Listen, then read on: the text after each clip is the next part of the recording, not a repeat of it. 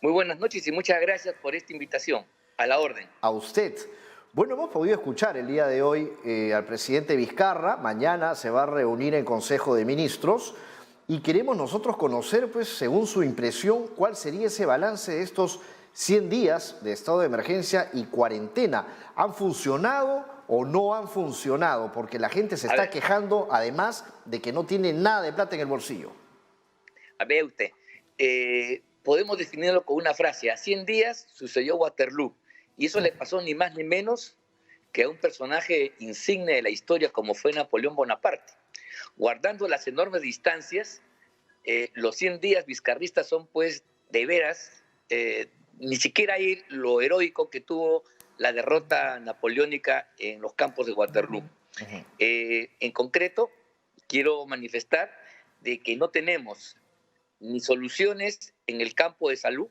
Hay un fracaso rotundo.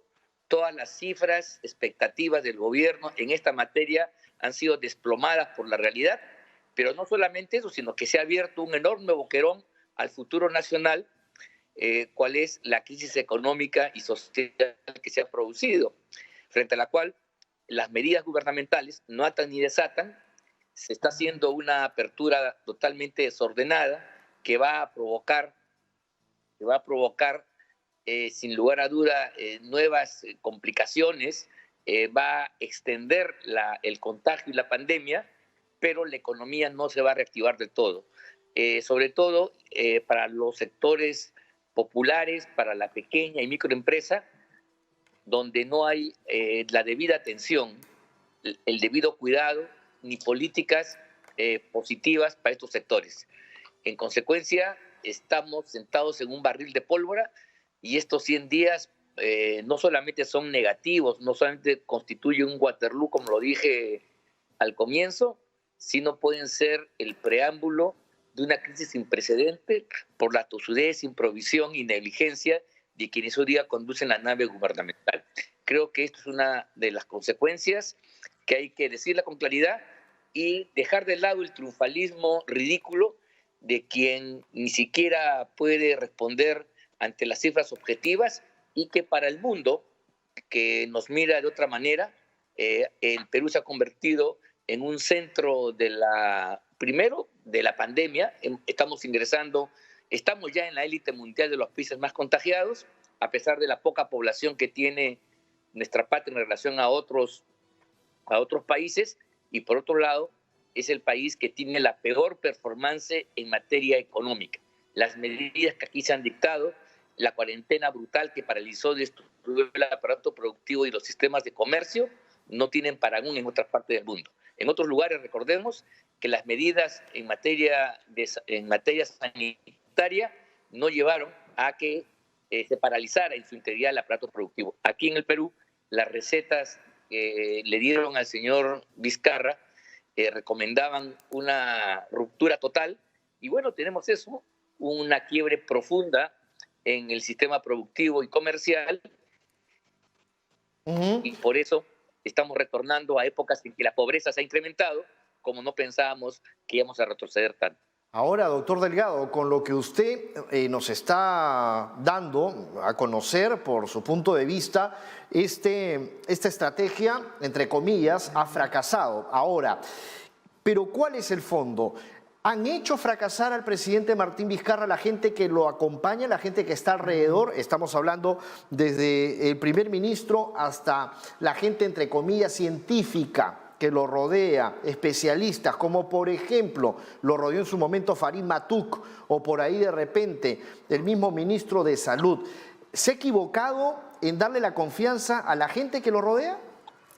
Bueno, pues, pero en un régimen de tipo presidencialista, desde el punto de vista jurídico, los ministros y asesores, bueno, los ministros son responsables, los asesores no, pero la responsabilidad presidencial es fundamentalmente política porque escoge gente de baja calaña, sin nivel intelectual, personajes de segunda, de tercera, estrambóticos, con ideologías extrañas que pretenden hacer experimentos con el dolor de los peruanos.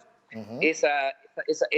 Querer aplicar políticas de género, por ejemplo, como usted recordará, en medio de una pandemia, era una ridiculez absurda, pero se hizo y eso elevó la tasa de contagios varios puntos más.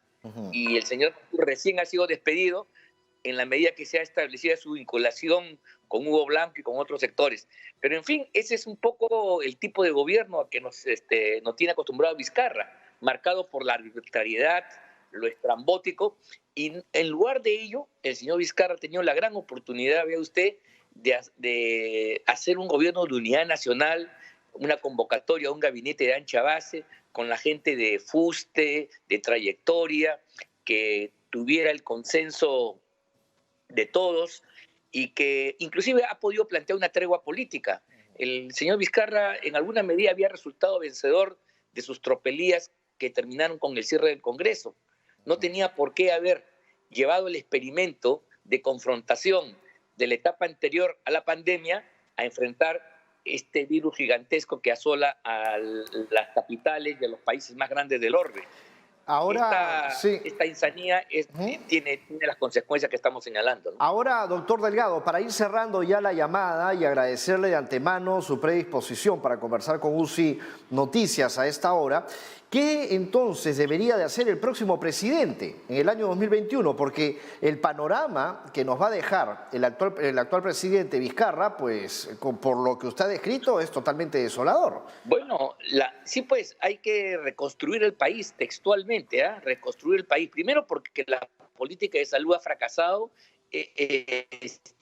la no construcción de ningún hospital durante el último quinquenio de Kuczynski y Vizcarra es un ejemplo del abandono al sector salud, como también hay un abandono a la educación y por supuesto a la seguridad ciudadana.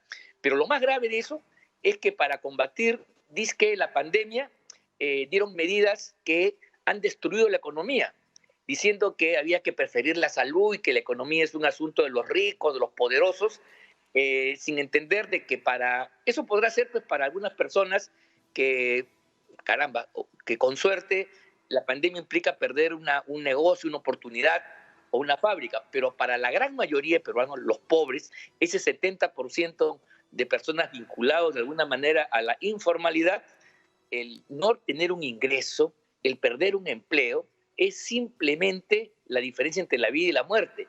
Eso es lo que no se ha tomado en cuenta y por eso que las medidas de congelar la economía, de destruir el aparato productivo, de quebrar el sistema comercial, el sistema de pagos, etcétera, tiene una naturaleza criminal en sus efectos en la medida que condena a millones y millones de peruanos a retroceder a tiempos previos con una pobreza gigantesca y a muchas personas textualmente a morir de hambre y inanición por el abandono. Es lamentable, así es lamentable. El próximo presidente tendrá que reconstruir el país. Hay que trabajar en el sentido cabal de la palabra. Y hay que trabajar de la mano también, ¿no? Con prensa responsable, sobre todo. Muchas gracias, doctor Delgado. No nos vayan a decir ahora que somos fujimontesinistas, así de que ni fujiapristas. Muchas gracias, por favor, por su participación a esta hora.